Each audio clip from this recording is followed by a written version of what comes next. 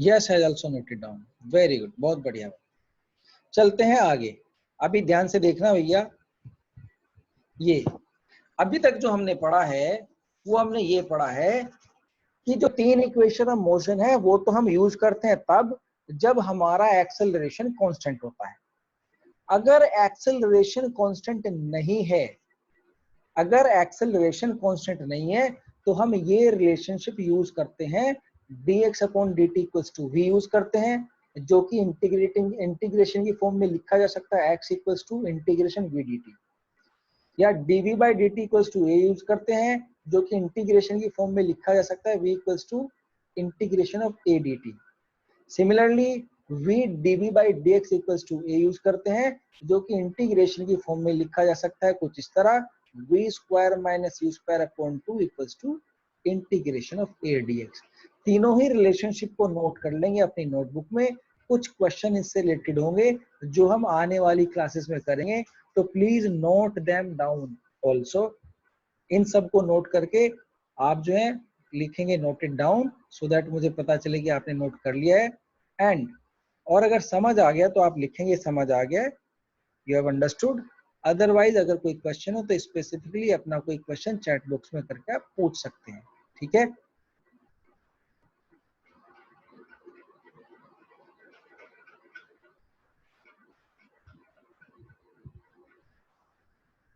Yes ने hand raise किया है, यस। अगर आपको कोई क्वेश्चन है आप चैट बॉक्स में लिख सकते हैं, अदरवाइज आप बता सकते हैं कि you have raised hand by mistake. तो यश ने नोट कर लिया है, okay fine, very good. Swati ने भी नोट कर लिया, बहुत बढ़िया, भी बहुत अच्छे, वेरी गुड।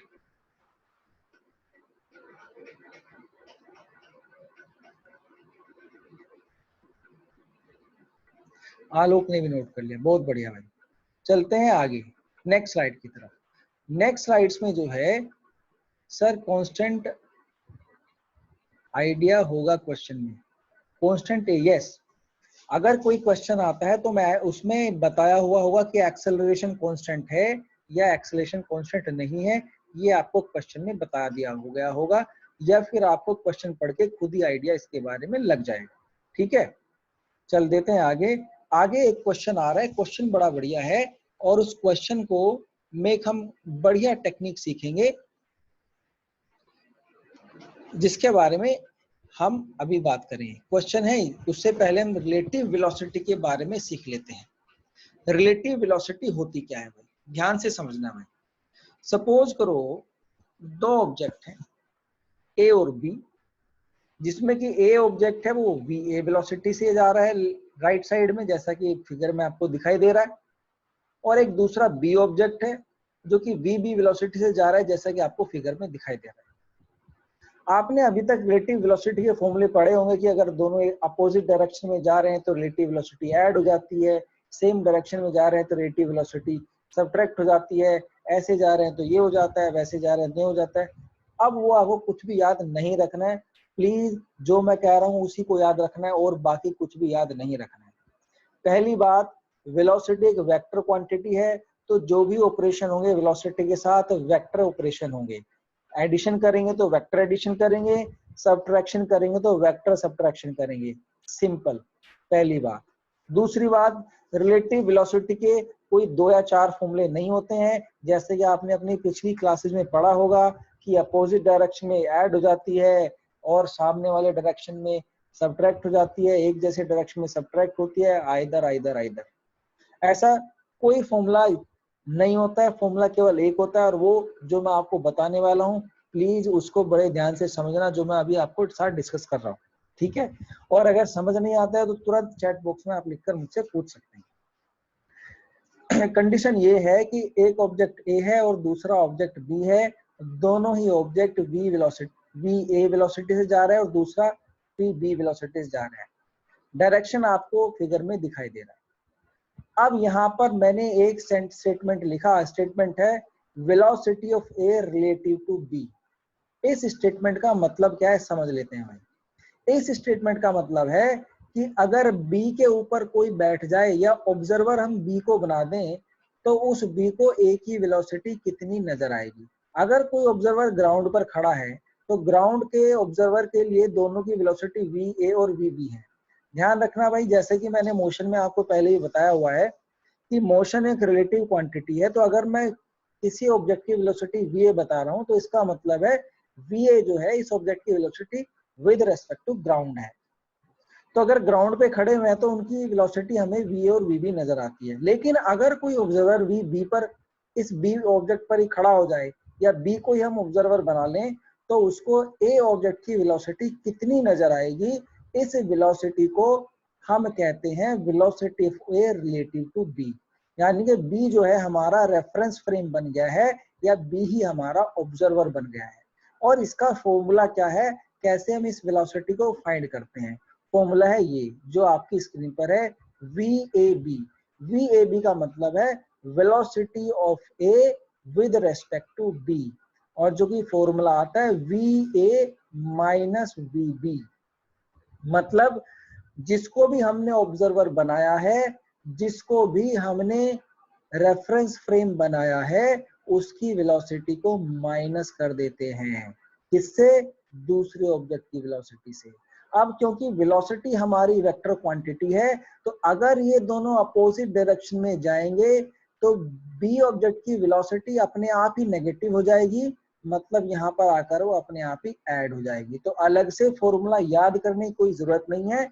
और ये तो मैंने बताया कि अगर लीनियर डायरेक्शन में जा रहे हैं, अगर बी हमारा इसके परपेंडिकुलर डायरेक्शन में जा रहा है तब भी हमें वेक्टर में यही ऑपरेशन परफॉर्म करना पड़ता है, वेक्टर सब्ट्रैक्शन ही करना पड़ता है। तो हमेशा याद रखो, velocity of A relative to B can be represented as VAB which is equals to VA minus VB। VA velocity से VB की वेलोसिटी को माइनस कर देंगे तो रिलेटिव वेलोसिटी ऑफ A आ जाएगी। और ये तब आएगी जबकि हमारा फ्रेम ऑफ रेफरेंस B पर है। अगर ये आपको समझ आया है तो चैट बॉक्स में लिखेंगे yes, so that we can move forward. Respond quickly,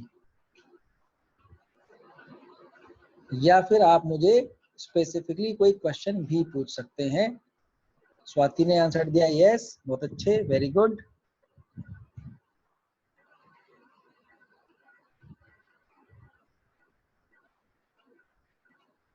बहुत बढ़िया, मैं बाकी की भी वेट कर रहा हूं।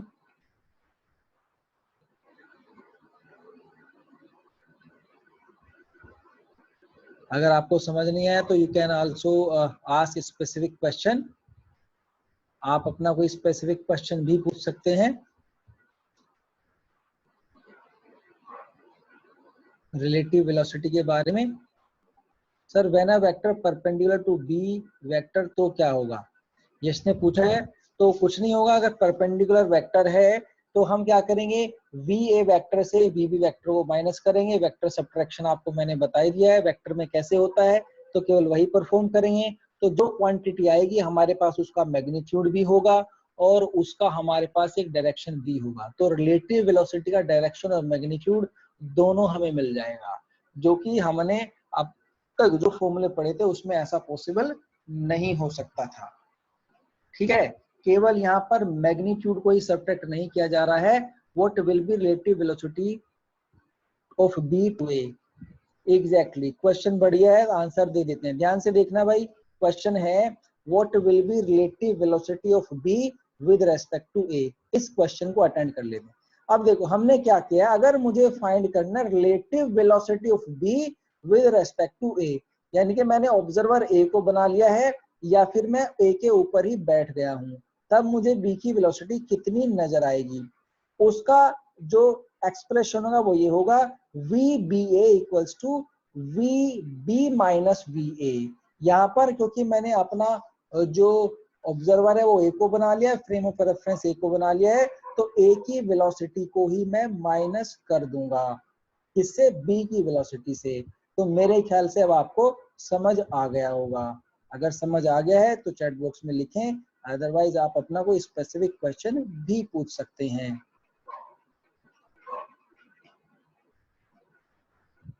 ठीक है भाई, चैट बॉक्स में लिखिए, मैं आपके आंसर की वेट कर रहा हूँ। समझ आ गया, वेरी गुड, बहुत अच्छे। यश को भी समझ आ गया है, बहुत बढ़िया भाई। स्वाति को भी समझ आ गया है, वेरी गुड। अगर आपका कोई स्पेसिफिक क्वेश्चन है आप चैट बॉक्स में लिख सकते हैं, ठीक है। अगर समझ आ गया तो हम आगे बढ़ते हैं। आलोक, मैं आपके आंसर की वेट कर रहा हूं। Is it clear to you? क्या ये आपको क्लियर है? Okay fine. अब चलते हैं रिलेटिव एक्सेलरेशन की तरफ। देखो भाई, जैसे रिलेटिव वेलोसिटी होता है वैसे रिलेटिव एक्सेलरेशन भी होता है। और रिलेटिव एक्सेलरेशन का जो कंसेप्ट है ये इतना स्ट्रॉन्ग कंसेप्ट है कि आगे आने वाले एग्जाम्पल में हम अभी देखेंगे कि कितनी आसानी से और चुटकी में क्वेश्चन होते हैं। प्लीज आप इसको जरूर समझें। सपोज करो ए ऑब्जेक्ट है और ए दूसरा ऑब्जेक्ट बी है। इनका एक्सेलरेशन इस तरह है जैसा कि फिगर में आपको दिखाया हुआ है। वेलोसिटी को हम डिस्कस नहीं कर रहे हैं, केवल एक्सेलरेशन को डिस्कस कर रहे हैं। जैसे एक्सेलरेशन का मतलब होता है चेंज इन वेलोसिटी। तो अगर मैं अपना ऑब्जर्वर बी को बना लूं तो बी पर बैठ करके ए के अंदर क्या एक्सेलरेशन नजर आएगा, ए की वेलोसिटी किस रेट से चेंज होती हुई बी को नजर आएगी, अगर ये मुझे पता करना है तो मैं उसको कहता हूं acceleration of A relative to B, या फिर कहता हूं acceleration of A with respect to B. B पर रेफरेंस फ्रेम बना के अगर मैं ए का एक्सेलरेशन फाइंड करता हूं तो उसका फॉर्मूला भी बिल्कुल रिलेटिव वेलोसिटी जैसा ही होता है, और वो होता है acceleration of A with respect to b which is equals to acceleration of a minus acceleration of b। यहाँ पर ध्यान देने वाली बात यह है, अगर a का रिलेटिव एक्सेलरेशन b के रेस्पेक्ट में 0 आ जाता है तब b पर जो पर्सन बैठा हुआ है या b पर जो ऑब्जर्वर है उसको a की वेलोसिटी चेंज होती हुई नजर नहीं आएगी, बल्कि उसको वो वेलोसिटी कांस्टेंट नजर आएगी। उसको लगेगा कि ए अपनी कांस्टेंट वेलोसिटी से मूव कर रहा है। समझ आ गया? तो ये बिल्कुल सेम रिलेटिव वेलोसिटी की तरह ही है। अगर आपको ये समझ आ गया है तो चैट बॉक्स में लिखेंगे yes, so that we can move forward. और हम एक क्वेश्चन करेंगे अभी, बहुत बढ़िया क्वेश्चन है। आपने 9th-10th क्लास में उसको ऑप्ट किया होगा, लेकिन अब हम उसको अपने जो करंट हमारी रिलेटिव वेलोसिटी, आलोक को समझ आ गया है, यश को भी समझ आ गया, बहुत अच्छे, वेरी गुड।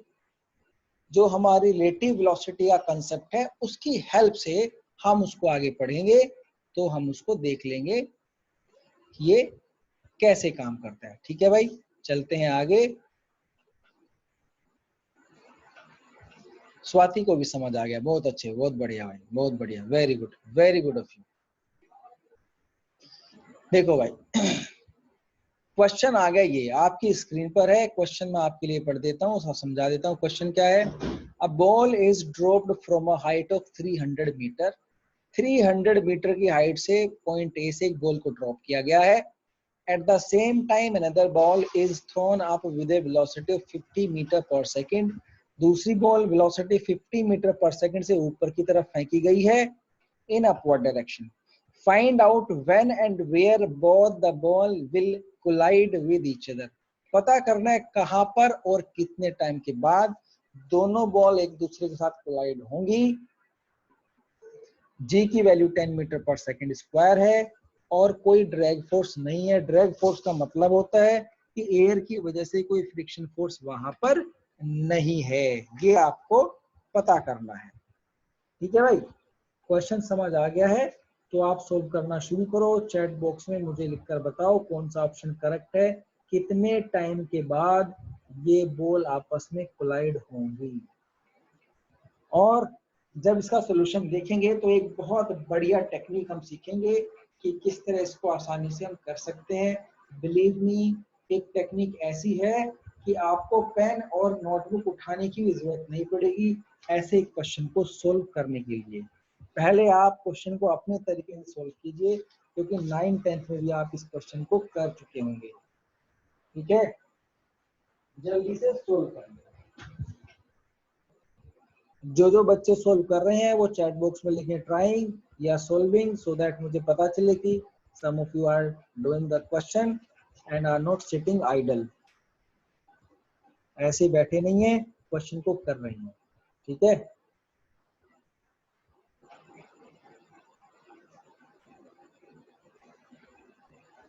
यश भी कर रहे हैं, वेरी गुड। आलोक भी सोल्व कर रहे हैं, बहुत बढ़िया है, बहुत अच्छे। स्वाति भी सोल्व कर रही है, बहुत अच्छे, बहुत बढ़िया, very good, very good. Solve करो और जल्दी से जल्दी सोल्व करके आंसर को चैट बॉक्स में शेयर करें।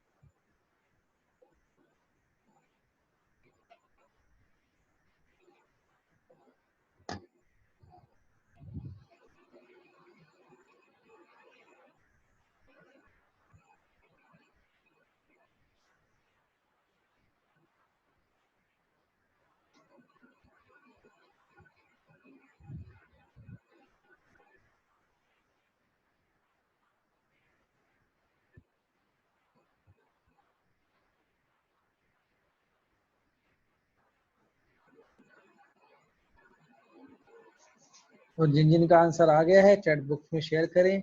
हिंट आपको दे देता हूँ, टाइम को टी मान लो और टी टाइम में जो ऊपर वाली बॉल ड्रॉप हुई है उसका टाइम, उसका डिस्टेंस निकालो, फिर नीचे वाली जो बॉल ऊपर को फेंकी गई है उसका डिस्टेंस निकालो। तो दोनों डिस्टेंस का एडिशन करोगे तो 300 मीटर आना चाहिए, क्योंकि टोटल डिस्टेंस हमारा 300 मीटर है। तब ऐसे करोगे तो टी की वैल्यू आपको आसानी से मिल जाएगी।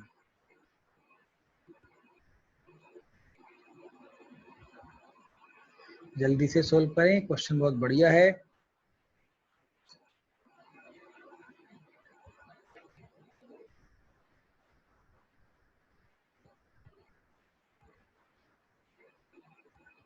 हिंट मैंने आपको दिया है, let us take time T, जिसके बाद वो बॉल आपस में कोलाइड हो जाएंगी। टी टाइम में जो ऊपर वाली बॉल है उसका डिस्टेंस कवर्ड होगा हाफ जी टी स्क्वायर, नीचे वाली जो बॉल है उसका डिस्टेंस कवर होगा U T minus half G T square. You आपको पहले से पता है, दोनों डिस्टेंस को ऐड करोगे तो टोटल डिस्टेंस हमारे पास 300 मीटर है, वो आना चाहिए। क्वेश्चन को सोल्व करोगे तो टी की वैल्यू आपको मिल जाएगी। तो जो भी टी की वैल्यू आती है आप उसको शेयर करें चैट बॉक्स में, कितनी आती है।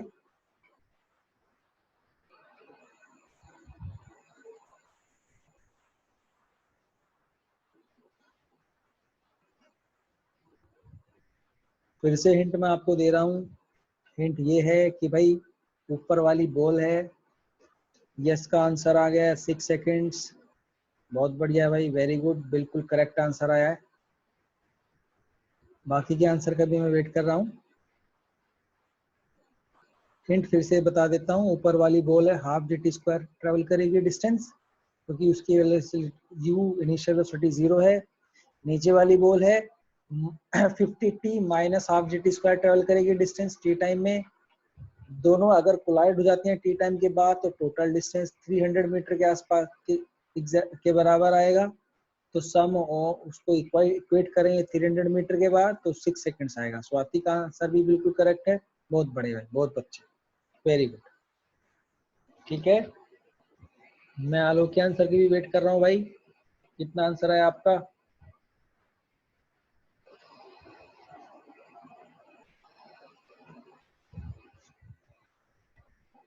आलोक का आंसर भी बिल्कुल करेक्ट है, बहुत बढ़िया, बहुत अच्छे। तो ये क्वेश्चन हमने किया है इक्वेशन ऑफ मोशन के हेल्प से। अब इसी क्वेश्चन को क्या हम किसी दूसरे तरीके से भी सोल्व कर सकते हैं? क्या हम इसको ऐसे कर सकते हैं, कोई छोटा तरीका एग्जिस्ट करता है कि बिना हमें पेन और नोटबुक के उठाए सोल्व कर सकें? तो कैसे कर सकते हैं देख लेते हैं, ध्यान से समझेंगे भाई, बड़ा इंपॉर्टेंट है और बहुत आसान भी है। लो भाई देख लेते हैं कैसे। अब इस क्वेश्चन का जो सोल्यूशन है उसमें ये ध्यान से देखेंगे भाई, एक्सेलरेशन ऑफ ए, जो ए बॉल है उसका एक्सेलरेशन कितना है। जाहिर सी बात है एक्सेलरेशन है -10 क्योंकि नीचे की तरफ है, तो -10 मीटर पर सेकेंड स्क्वायर। इसी तरह बॉल बी का एक्सेलरेशन कितना है, -10 मीटर पर सेकेंड स्क्वायर नीचे की तरफ। दोनों ही बॉल का एक्सेलरेशन सेम है क्योंकि दोनों ही बॉल जी के इन्फ्लुएंस में मूव करते हैं, जी की वैल्यू आपको गिवन है। तो अगर मैं अपना रेफरेंस फ्रेम बी को बना लूं तो मुझे ए का एक्सेलरेशन कितना नजर आएगा देख लेते हैं। Acceleration of A with respect to B मुझे नजर आएगा, acceleration of A with respect to B equals to A minus A B, 10 minus -10 मतलब 0 मीटर पर सेकेंड स्क्वायर। मतलब अगर मैंने बी को अपना रेफरेंस फ्रेम बना लिया तो मुझे ए का एक्सेलरेशन 0 नजर आएगा, और इसी तरह अगर मैं ए को अपना रेफरेंस फ्रेम बना लूं तो मुझे बी का एक्सेलरेशन भी 0 नजर आएगा क्योंकि रिलेटिव एक्सेलरेशन दोनों का 0 है। आप ध्यान से समझते हैं इस बात का क्या मतलब है।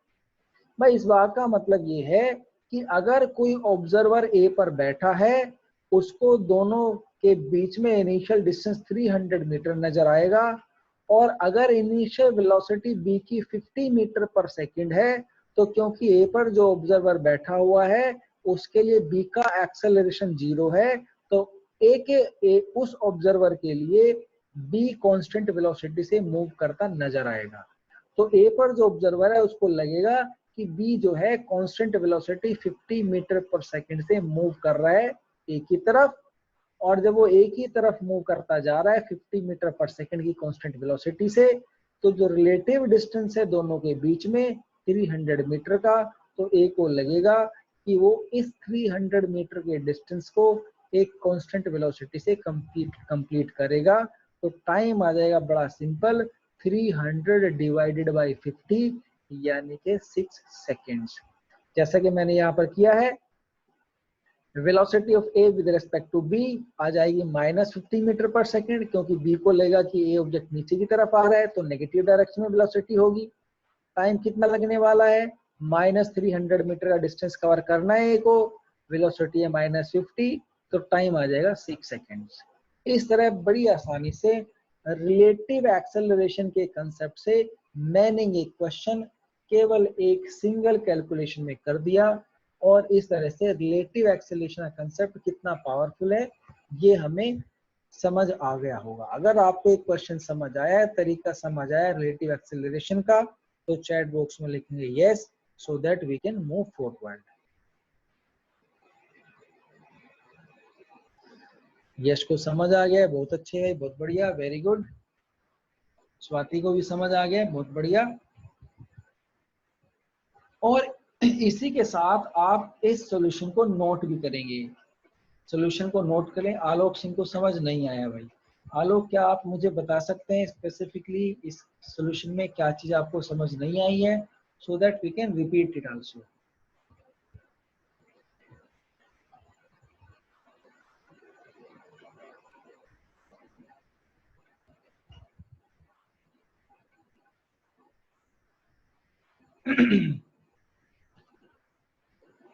देखो भाई, रिलेटिव एक्सेलरेशन को फिर से समझ लेते हैं। रिलेटिव एक्सेलरेशन का मतलब होता है कि भैया अगर हमारा ऑब्जर्वर ए पर है तो उस ए ऑब्जर्वर के लिए बी को कोई एक्सेलरेशन नजर आएगा या नहीं आएगा। इसको ऐसे समझ लेते हैं, जब आप किसी लिफ्ट में जाते हैं ऊपर की तरफ तो लिफ्ट अगर एक्सेलरेटेड भी हो या कांस्टेंट वेलोसिटी से जा रही हो, लेट अस से हम मान लेते हैं लिफ्ट एक्सेलरेटेड है, तो अगर लिफ्ट एक्सेलरेटेड है और ऊपर की तरफ एक्सेलरेटेड मोशन से जा रही है तो लिफ्ट का और आपका दोनों का एक्सेलरेशन इक्वल हो जाता है, जिसकी वजह से ना तो आपको लिफ्ट एक्सेलरेटेड नजर आती है और ना ही लिफ्ट को आप एक्सेलरेटेड नजर आते हो, क्योंकि दोनों सेम एक्सेलरेशन से ऊपर जा रहे हैं। सिमिलरली अगर आप उसी लिफ्ट में नीचे की तरफ आते हैं और एक्सेलरेशन दोनों का सेम हो, तो आपको लगेगा लिफ्ट का एक्सेलरेशन 0 है आपके रेस्पेक्ट में। ये हम ऐसे भी सोच सकते हैं, अगर कोई दो ऑब्जेक्ट हम ऊपर से एक साथ ड्रॉप कर दें, तो वो जब नीचे की तरफ आते हैं तो दोनों का एक्सेलरेशन ग्रेविटी के बराबर होता है और दोनों ऑब्जेक्ट एक साथ नीचे आते हैं। तो अगर एक ऑब्जेक्ट के रेस्पेक्ट में दूसरे का एक्सेलरेशन फाइंड करने की कोशिश करूं तो रिलेटिव एक्सेलरेशन 0 आएगा। क्यों? क्योंकि दोनों ही सेम एक्सेलरेशन से मूव कर रहे हैं। तो एक ऑब्जेक्ट को लगेगा कि दूसरा ऑब्जेक्ट अपनी वेलोसिटी चेंज नहीं कर रहा है, और जो इनिशियल वेलोसिटी थी उसके रेस्पेक्ट में जो कि 0 थी वो 0 ही रहेगी, वेलोसिटी चेंज नहीं होगी। सेम हाइपोथेसिस, जो सेम फैक्ट है वही हमने यहाँ पर यूज किया है। वो फैक्ट ये है कि भाई ऑब्जेक्ट ए और ऑब्जेक्ट बी दोनों ही सेम एक्सेलरेशन से मूव कर रहे हैं। हालांकि वेलोसिटी दोनों की अलग अलग है, लेकिन एक्सेलरेशन दोनों का सेम है, और वो सेम एक्सेलरेशन जी के बराबर है और उसका डायरेक्शन भी नीचे की तरफ है। तो क्योंकि ए और बी दोनों का एक्सेलरेशन सेम है, वेलोसिटी भले ही डिफरेंट हो तो वेलोसिटी की अभी बात ही नहीं कर रहे हैं। तो रिलेटिव एक्सेलरेशन जब मैं निकालूंगा ए का तो वो 0 आ जाएगा, मतलब दोनों ही एक दूसरे के रेस्पेक्ट में अपनी वेलोसिटी चेंज नहीं कर रहे हैं। तो अगर मैं ए को अपना रेफरेंस फ्रेम बना लूं तो उस ए के लिए ए की वेलोसिटी तो 0 हो जाएगी और बी की इनिशियल वेलोसिटी रहेगी 50 मीटर पर सेकेंड। लेकिन क्योंकि ए के रेस्पेक्ट में बी का एक्सेलरेशन भी 0 है, तो बी अपनी वेलोसिटी ए के रेस्पेक्ट में चेंज भी नहीं करेगा, क्योंकि चेंज इन वेलोसिटी तभी आएगा अगर बी का एक्सेलरेशन होता ए के रेस्पेक्ट में। तो ए के रेस्पेक्ट में बी का ना तो एक्सेलरेशन है, इनिशियल वेलोसिटी 50 है, तो वो आखिर तक ए के रेस्पेक्ट में 50 ही रहेगी। और क्योंकि दोनों के बीच में डिस्टेंस 300 मीटर है, तो ए को लगेगा कि जो बी ऑब्जेक्ट है वो इस डिस्टेंस को constant velocity 50 metre per second से ही कवर करने जा रहा है, जो कि टाइम हमारा 6 सेकंड्स आ जाएगा। तो मेरे ख्याल से अब आपको समझ आ गया होगा। अगर आपको समझ आ गया है तो प्लीज चैट बॉक्स में लिखें यस। ठीक है, वेरी गुड ऑफ यू, बहुत अच्छे भाई, बहुत बढ़िया। अब चलते हैं आगे। ठीक है भाई, हमने अभी जो है, मेरे ख्याल से ललित आप लेट हो गए हो कुछ, कोई बात नहीं, हमने अभी अभी रिलेटिव एक्सेलरेशन और रिलेटिव वेलोसिटी के बारे में पढ़ा है, तो उसके बारे में देख लेते हैं। ठीक है, अभी नेक्स्ट क्वेश्चन करेंगे तो उसमें थोड़ा और क्लियर हो जाएगा। ये आ रहा है भाई आपके लिए नेक्स्ट क्वेश्चन, बहुत बढ़िया क्वेश्चन है। हालांकि अभी तक मैंने आपको प्रोजेक्टाइल मोशन नहीं पढ़ाई है, पर आप में से कई लोगों को प्रोजेक्टाइल मोशन आती होगी, तो अगर आती है तो आप इस क्वेश्चन को अटेम्प्ट करेंगे, और अगर प्रोजेक्टाइल मोशन नहीं आती है तो आप चैट बॉक्स में लिख देंगे कि प्रोजेक्टाइल मोशन अभी नहीं आती है, तो इस क्वेश्चन को अटेम्प्ट नहीं करेंगे। क्वेश्चन ये है, अ गनर फ्रॉम पॉइंट ओ, एक पॉइंट ओ से गनर जो है वो फायर करता है, और पॉइंट पी पर एक पर्सन बैठा है उसको एम करके। A gunner from point O aims on a person P and fires. इस P पर फायर करता है। The speed of bullet initially is 100 metre per second. जो स्पीड बुलेट की स्पीड है वो 100 मीटर पर सेकेंड है। At the same time, the person P starts falling freely. जो पर्सन P है, सर प्रोजेक्टाइल मोशन नहीं आती है। कोई बात नहीं, क्वेश्चन को अटेम्प्ट करने की जरूरत नहीं है। जिनको नहीं आती है और जिनको आती है वो इस क्वेश्चन को अटेम्प्ट कर सकते हैं, सोल्यूशन में करा दूंगा, कोई दिक्कत नहीं है। ठीक है भाई। The speed of bullet initially is 100 metre per second. Initially bullet की स्पीड 100 मीटर पर सेकेंड है। At the same time the person P starts falling freely. उसी टाइम जो पर्सन है वो नीचे गिरना शुरू कर देता है। क्यों? ताकि बुलेट से बच सके। To escape the bullet. Will the person escape the bullet? क्या ये आदमी बुलेट से बच पाएगा? और if not, अगर नहीं, how long and where the bullet will hit the person? कहाँ पर और कितने टाइम के बाद ये बुलेट उस आदमी को लगेगी अगर ये नहीं करता। जैसे ही बुलेट फायर हुई, इस आदमी ने नीचे गिरना शुरू कर दिया। अब देखते हैं क्या इसको बुलेट लग पाती है, और अगर लग पाती है तो कब और कितने टाइम के बाद लगेगी। तो जो जो इस क्वेश्चन को अटेम्प्ट कर रहे हैं, क्वेश्चन में लिखेंगे यस ट्राइंग, तो अगर उनको प्रोजेक्टाइल मोशन आता है, और अगर नहीं आता है तो वो लिखेंगे कि note don't know projectile motion, so that we can have I can explain this question to you. ठीक है, तो मैं वेट कर रहा हूँ। अगर आप ट्राई कर रहे हैं तो ट्राइंग लिखें, अगर आपको प्रोजेक्टाइल मोशन आता है, और नहीं आता है तो भी लिखें, so that we can move forward.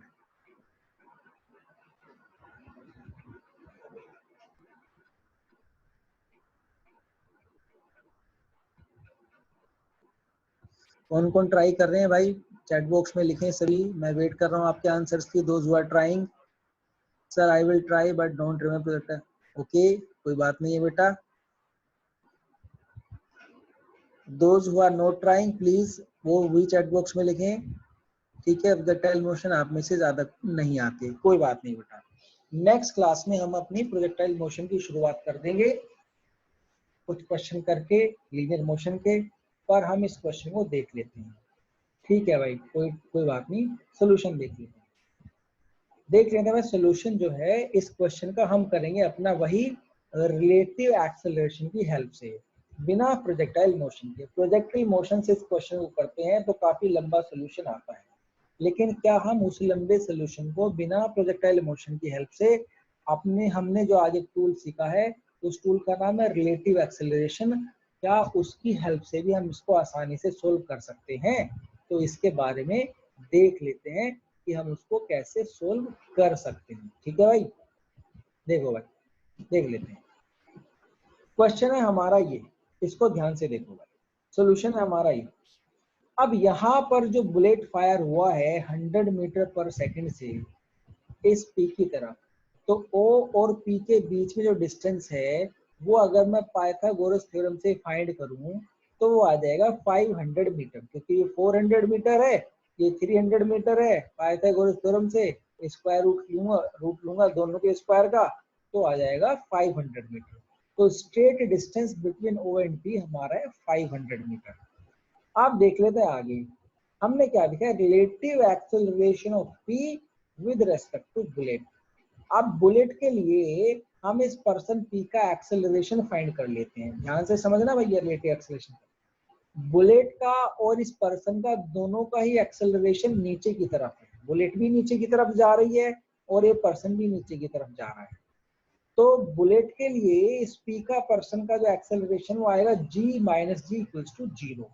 मतलब बुलेट को लगेगा कि पी की जो है वेलोसिटी कांस्टेंट है, और इस पर्सन पी को लगेगा कि बुलेट की वेलोसिटी कांस्टेंट है, क्योंकि दोनों का है रिलेटिव एक्सेलरेशन 0। तो मैं अगर अपना ऑब्जर्वर पी पर ही कर दूं, पी पर्सन को ऑब्जर्वर बना दूं, तो पी को क्या लगेगा कि भैया बुलेट की वेलोसिटी, इनिशियल वेलोसिटी थी 100 मीटर पर सेकेंड, और उसको डिस्टेंस ट्रेवल करना था 100 मीटर 500 मीटर का। तो अगर बुलेट का एक्सेलरेशन 0 लगेगा पी को, तो पी को ये भी लगेगा कि इस बुलेट की वेलोसिटी कांस्टेंट रहेगी पी के लिए। तो initially relative speed of bullet with respect to the person is 100 metre per second and that will remain so. Relative distance दोनों के बीच में 500 मीटर का है। तो अगर बुलेट अपनी इसी कांस्टेंट वेलोसिटी से पी के रेस्पेक्ट में मूव करती रही, तो उसको वो 500 मीटर डिस्टेंस को 5 सेकंड में कवर कर लेगी। ध्यान से देखेंगे भाई, इस पी पर्सन को ये लगेगा कि ये बुलेट हमेशा इसी की तरफ आ रही है। हालांकि बुलेट की स्पीड का डायरेक्शन चेंज होता रहेगा, बट वो हमेशा पी की तरफ ही रहेगा। क्यों? क्योंकि इनिशियल डायरेक्शन पी की तरफ था, और क्योंकि बुलेट और पी का दोनों का रिलेटिव एक्सेलरेशन 0 है, तो दोनों की रिलेटिव वेलोसिटी भी अनचेंज्ड रहेगी, तो उनका रिलेटिव डायरेक्शन भी अनचेंज्ड रहेगा। इसीलिए जो बुलेट है वो पी को हिट करेगी और क्यू पॉइंट पर हिट करेगी, और कितने टाइम में हिट करेगी आसानी से मैंने पता लगा लिया, 500 अपॉन 100, यानी कि 5 सेकंड में उसको हिट कर देगी। इस तरह से from the reference point of P acceleration of bullet 0 है and bullet is coming directly towards him. तो बुलेट हमें डायरेक्टली उसी की तरफ आ रही है, तो बुलेट का डायरेक्शन भी उसको चेंज होता हुआ नजर नहीं आएगा। क्यों? क्योंकि बुलेट की वेलोसिटी नहीं चेंज हो रही है, और वेलोसिटी में डायरेक्शन और मैग्नीट्यूड दोनों होता है, तो P के लिए बुलेट की ना तो वेलोसिटी का मैग्नीट्यूड चेंज होगा और ना ही उसका डायरेक्शन चेंज होगा। तो P को अगर इनिशियली लग रहा है कि बुलेट उसकी तरफ आ रही है तो उसको हमेशा यही लगता रहेगा कि बुलेट उसकी तरफ आ रही है। सबसे समझदारी वाला काम P क्या कर सकता था बुलेट से बचने के लिए, वो वहीं पर बैठा रहता, नीचे ना गिरता।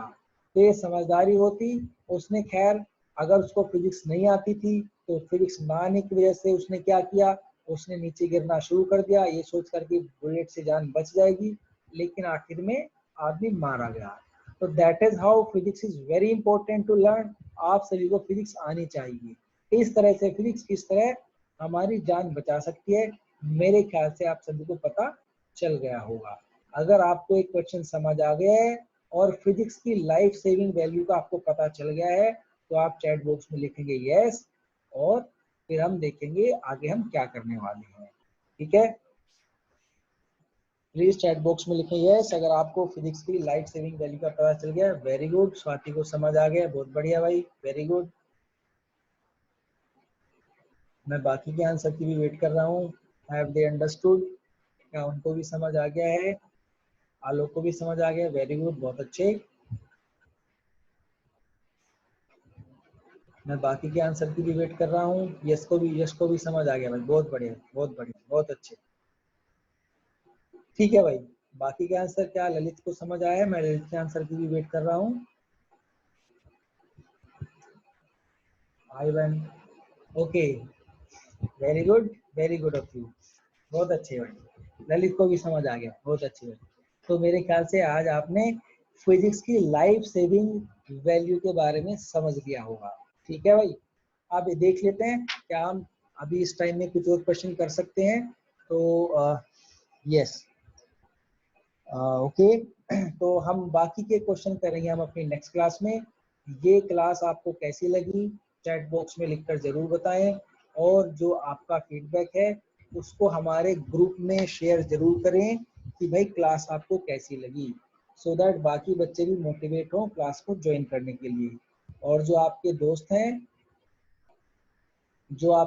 हैं स्कूल के, उनको भी हमारी क्लासेस के बारे में बताएं सो दैट वो भी जुड़ सके हमारी क्लासेस से, बिकॉज दे आर फ्री। अभी ये क्लासेस फ्री हैं, और देखते हैं पूरे मई के महीने में 31 मई तक ये क्लास बिल्कुल फ्री रहने वाली है। तो आप जितने अच्छे अपने दोस्तों को जोड़ सकते हैं जोड़ें, सो दैट आपको एक अच्छा कंपटीशन मिल सके। ओके, स्वाति को समझ आ गया है। Alok Singh, thank you very much. Swati, nice class, okay fine, very good. तो ग्रुप में जैसे ही क्लास में एंड करूंगा ग्रुप में आप शेयर करेंगे, और मैं कुछ क्वेश्चंस भी आज आपके साथ शेयर करने वाला हूं। तो ग्रुप में जरूर फीडबैक शेयर करें भाई कि क्लास कैसी लगी, कैसा आपने आज क्या क्या सीखा, ये जरूर ग्रुप में शेयर करें। ठीक है, क्लास के बारे में जरूर लिखें ग्रुप में। ओके भाई, okay, good night. Okay, you're welcome. Yes, thank you बोल रहे हैं। ओके बेटा, you're welcome, you're most welcome. Okay बेटा, बाय, गुड नाइट।